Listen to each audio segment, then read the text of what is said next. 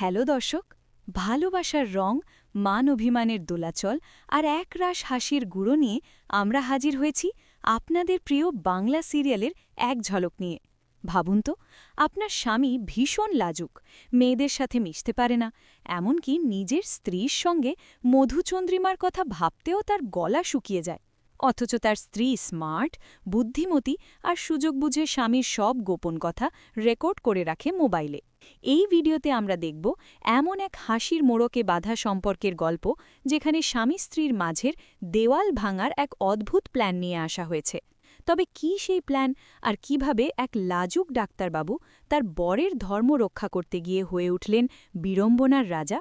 তার বর্ণালী ম্যাডামের দেওয়া টিপস কতটা কাজে লাগল, আর কেনই বা তাদের মধুর মধুচন্দ্রিমার স্বপ্ন শেষ পর্যন্ত রূপ নিল এক জমজমাট পারিবারিক যাত্রায়? চলুন রহস্যের জট খুলে এক হাসির সাগরে ডুব দিই। সিরিয়ালের এই অংশে আমরা এক দম্পতির হাস্যরসাত্মক সম্পর্কের চিত্র দেখতে পাই। স্বামীটি অত্যন্ত লাজুক এবং মেয়েদের সাথে মিশতে বা কথা বলতে স্বচ্ছন্দ নন। এমনকি নিজের স্ত্রীর সাথে মধুচন্দ্রিমার কথা বলতে গিয়েও তিনি তোতলামি শুরু করেন। তিনি তার স্ত্রীর সঙ্গে নিজেদের মাঝে থাকা একটি অদৃশ্য পাঁচিলের কথা উল্লেখ করেন, যা তিনি ভাঙতে চান না। স্ত্রীর সঙ্গে কাটানো একান্ত মুহূর্তগুলো নিয়ে তার মনে নানা কল্পনা থাকলেও তা প্রকাশ করতে গিয়ে তিনি এতটাই বিব্রত হন যে বারবার ভুলভাল কথা বলে ফেলেন। যেমন গল্প বলতে গিয়ে তিনি গপ গপ করে গবাদি বলে ফেলেন, যা নিয়ে তাদের মধ্যে হাসির রোল ওঠে।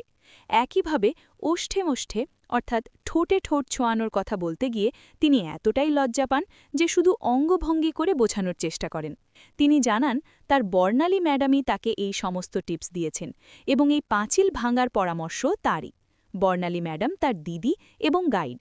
স্ত্রী, যিনি স্বামীর সমস্ত কথা গোপনে রেকর্ড করছিলেন, তিনি স্বামীর এই লাজুকতা এবং তোতলামি দেখে তাকে ইডিয়েট বলে সম্বোধন করেন।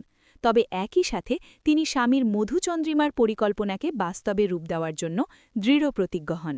তিনি স্বামীকে বোঝান যে এই পাঁচিল ভেঙে দেওয়া উচিত এবং চাঁদ দেখতে দেখতে তারা গল্প করবেন, হাতে হাত রেখে হাঁটবেন।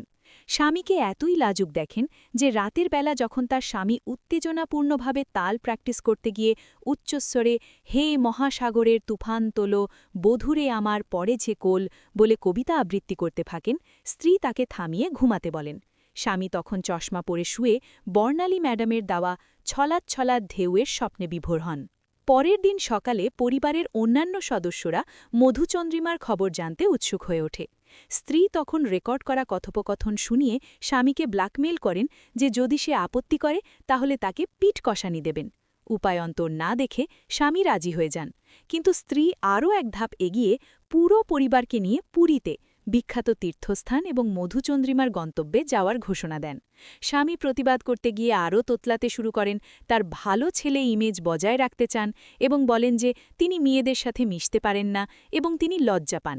পরিবারের অন্য সদস্যরা বিষয়টি নিয়ে হাসাহাসি করে এবং স্বামীর লাজুকতাকে মজার ছলে নেয়।